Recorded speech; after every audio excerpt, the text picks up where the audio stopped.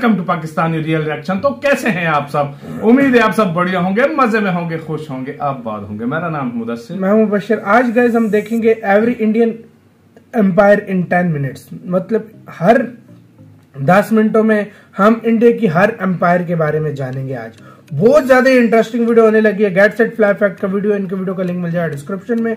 ऐसी वीडियो हमें खुद भी काफी पसंद है और देखते हैं कौन कौन सी इंडियन एम्पायर, मतलब काफियों के हमें नाम पता भी होंगे, काफियों के हमें नहीं भी पता होंगे, तो हम वो देखने लगे हैं। बिना किसी देरी के देखते हैं 10 मिनट का वीडियो। 10 बीच में जितनी भी एम्पायर हैं वो हम देखेंगे इंडिया की। काउंटडाउन करते हैं 3, 2, 1 एंड स्टार्ट। Hello friends, मैं हूं गौरव और India, not few, but many years ago, that is India. In 2500 BCE, India was a deserted country. Deserted यानी कि कोई नहीं. 2000 BCE, it's still deserted. 1500 BCE, it's not so deserted. Oh, Indo-Aryans, जमीन की खोज में इंडिया में आने लगे. अच्छा, इंडो आर्यन ये क्या, कौन, क्यों? Well, ये है इंडो आर्यंस, हमारे एंसेस्टर्स जो रह रहे थे लास्ट इन अफगानिस्तान, लेकिन फिर अफगानिस्तान में आ गए क्रेजी हैवी ड्राउट इश्यूज, जिससे ऑब्वियसली सब कोलैप्स्ड और बचा एक ही ऑप्शन। फुल स्टोरी है भाई, पता लगी। Okay, welcome to India. Ding dong, कौन है?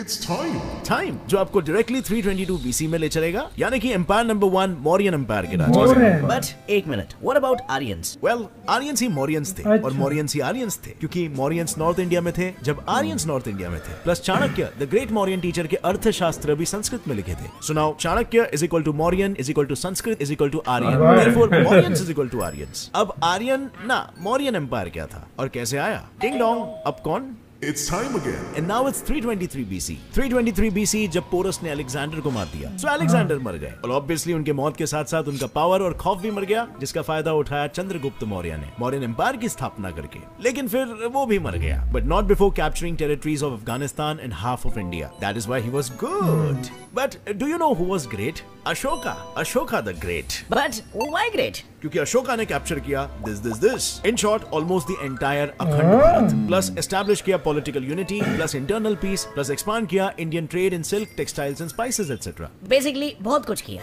सो अब इफ ट्रेड होगा तो सामान बिकेगा तो पैसे आएंगे तो लोग रिच होंगे तो वो खुश होंगे, और उनकी खुशी किसकी वजह से आई? Ashoka. So yes, Ashoka was great, king Ashoka the great, and greatness should be celebrated. इसीलिए लो मिल गया हमें इनसे हमारा national emblem. Wait a minute, if he is great, तो मौर्यन एम्पायर के डिस्ट्रक्शन की शुरुआत उनके वजह से कैसे हुई? Well, उन्होंने कलिंगा वॉर में हिस्सा लिया, जहां उनकी जीत भी हुई, but at what cost?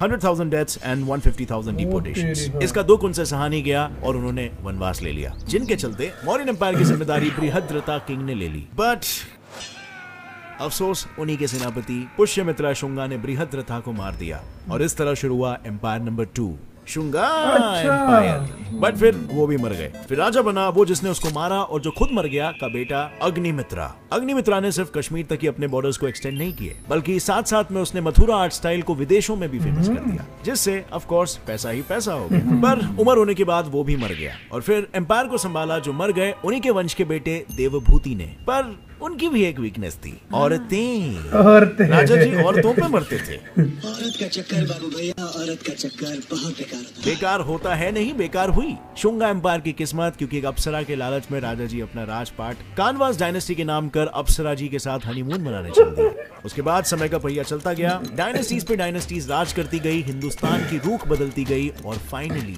6 dynasties destroy होने के बाद बारी आई हमारे तीसरे एम्पायर की, द चोला। ये बहुत फेमस एम्पायर है। भारत में 1500 साल राज किया है and became the longest ruling empire in the history of the world. लेकिन फिर ये चोलाज अपनी टेरिटरीज को कब्जा करने के बाद इंडियन हेरिटेज जैसे कि ये और ये बनाने में व्यस्त हो गए, इतने कि अपने कब्जे किए हुए टेरिटरीज को प्रोटेक्ट करना ही भूल गए और नजर हटी तो दुर्घटना घटी। So yes, Pallava dynasty destroyed Cholas. फिर कुछ साल बीते और उसके बाद कुछ और साल बीते, जिसके साथ भारत में 14 डायनेस्टीज भी बीत गए और हम पहुंच गए 320 AD में। हमारे चौथे एम्पायर गुप्ता एम्पायर के करता राजा चंद्रगुप्त अब इसके पहले की कहानी मत पूछना, किसी को नहीं मालूम। लेकिन लॉन्ग स्टोरी शॉर्ट, शादी में राजा ने अपनी रानी कुमार देवी के पिताजी वासुरा वर्मा को भी बुलाया, फॉर कन्यादान एंड ऑल, और उन्होंने गिफ्ट में राजा के लिए लाया वेस्ट इंडिया के पाटलिपुत्र का अक्खा kingdom. So what does that mean?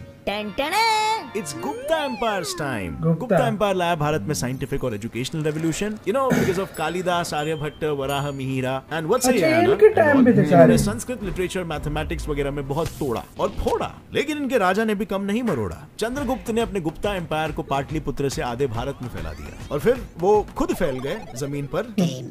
जिसके बाद उनके बेटे समुद्रगुप्त ने राज संभाला। समुद्रगुप्त एके नेपोलियन ऑफ इंडिया अपनी शातिर तलवारबाजी के लिए जाने जाते हैं। इन्होंने कई युद्ध लड़े और लड़ते लड़ते कई मंदिरें भी बनाए, मल्टीटास्किंग करते करते, जैसे कि ये और ये। लेकिन फिर अफसोस, लड़ते लड़ते थक गए और एक युद्ध के दौरान उन्होंने वीर गति प्राप्त की। इनके बाद के सारे गुप्ता राजा चाय कम पानी निकले और हंस डायनेस्टी ने इन्हें घोट के निगल दिया बिना डकार के। या अब चलो हिस्ट्री में स्पीड लेते हुए और 13 डायनेस्टीज को पीछे छोड़ते हुए हम बात करेंगे उस एम्पायर की जिसने गुप्ता एम्पायर से कम और चोला एम्पायर से ज्यादा हिंदुस्तान की जमीन पर राज किया। हमारा 5वां empire, the eastern Ganga empire, जिनके राजा इंद्रवर्मा I ने ओडिशा से शुरू करके भारत में अपना राज फैलाया। लेकिन ये एम्पायर भारत के लिए कुछ कर पाए उससे पहले कुछ दाढ़ी वाले हरा चादर ओढ़े भारत में जबरदस्ती घुस गए। Of course,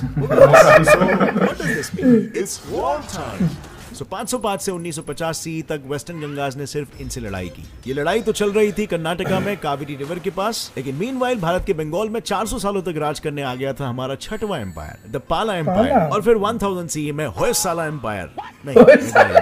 so eastern Ganga empire ने पाला को देखा, पाला ने होयसाला को देखा और सोचा दुश्मन का दुश्मन तो अपना दोस्त है ना, और लो तीनों लग गए इन दाढ़ी वालों पे गैंग बैंग करने। लेकिन फिर 1950 CE में दिल्ली के सुल्तान फिरोज शाह तुगलक ने ये देख के बोला ऐसे कैसे, और एक सिटी बजा के ओडिशा पे हमला बोल दिया। So now the scores are Mughals 1, Ganga empire 0, plus also Mughals 1, Pala empire is equal to 0। हाँ, वो भी हार गए। But wait, we still have Hoysala empire. लेकिन फिर एंट्री हुई रणवीर सिंह, अलाउद्दीन खिलजी, और उसने भी बोला ऐसे कैसे।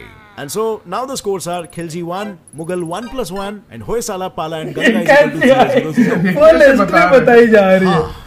इसके बाद कुछ ऐसा ही हाल था हमारे देश का, क्योंकि अब हिंदुस्तान पर लहरा रहा था हरे रंग का मुगली और खिलजी झंडा, क्योंकि दौर आ गया हिंदुस्तान के 8वें और 9वें एम्पायर्स का, the Mughal and the Khilji empire. Talking about the great Khilji empire, Alauddin Khilji ने इंडिया के डेवलपमेंट के लिए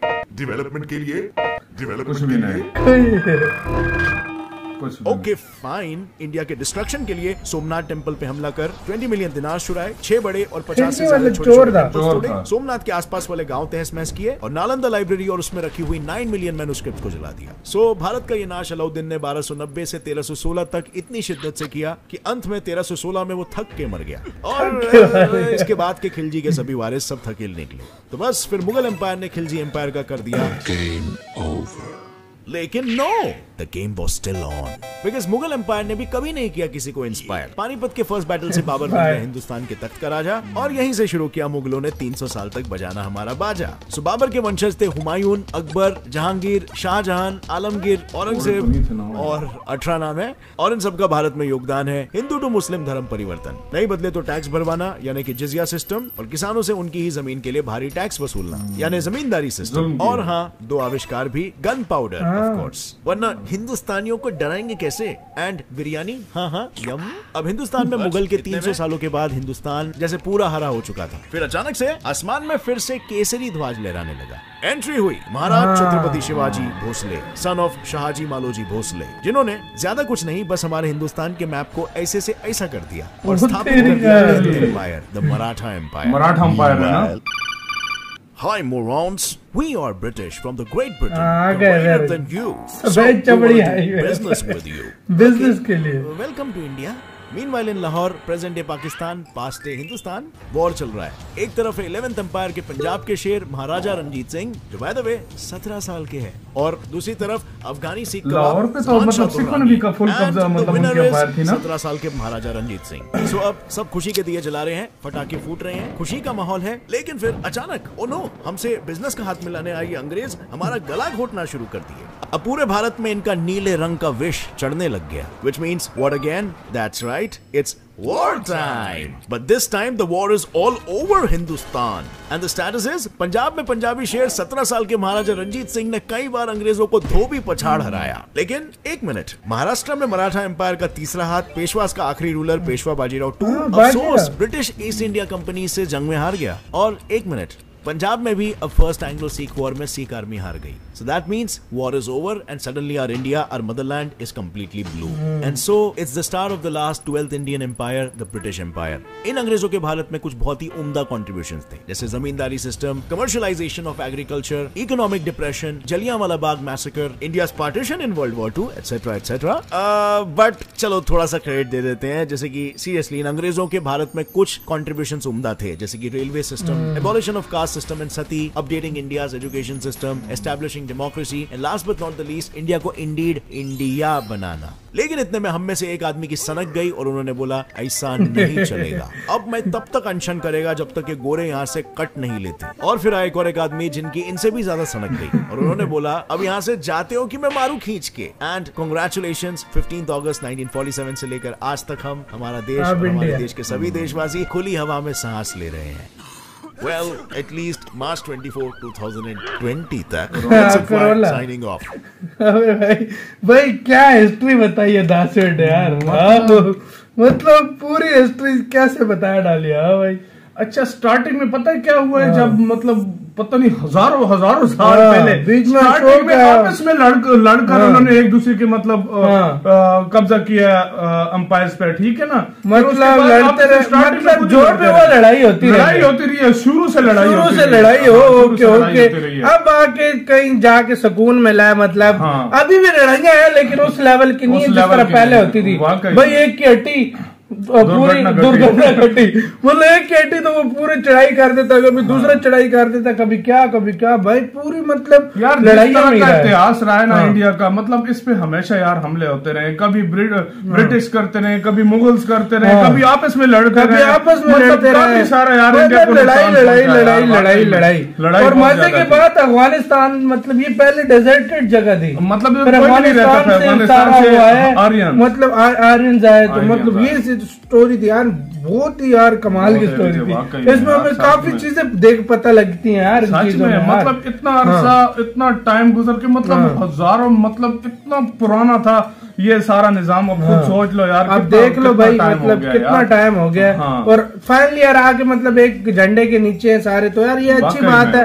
मैं कहता हूँ जो थोड़ी मोड़ी जो लड़ाइयाँ वो भी खत्म हो जाए और यार सारे खुशी से रहें, जो कि मतलब हाँ भाई एक फ्रेंड्स बन के रहे. और ग्रो करने का भी टाइम है. लड़ाइयों से लोग बहुत पीछे चले गए. मतलब लड़ाइयाँ पहले बहुत होती थी. देखो जिस तरह छत्रपति शिवाजी महाराज, जिस तरह अशोका द ग्रेट, और जिस तरह मतलब काफी सारे इसी तरह वीर योद्धा ने जिस तरह मतलब दुश्मनों के खिलाफ जंग लड़ते रहे, मतलब काफी सारे इस तरह आए. लेकिन यार देखो आहिस्ता अब जाकर 1947 के बाद से जो है ना, ब्रिटिश के बाद जो है ना यार, मतलब हम कहते हैं यार ये इसी तरह चलता. 2000 के बाद तो कोई शुक्र है जंग ही नहीं हुई. मतलब 2000 के बाद और 2020 में कोरोना आ गया. तो यार मतलब यही बात है. गाइज आप लोग बताएं आप इसके बारे में क्या कहते हैं, अपनी राय में कमेंट सेक्शन में दें. इधर वीडियो खत्म करते हैं. अपना बहुत ज्यादा ख्याल रखना. तो यार बाय.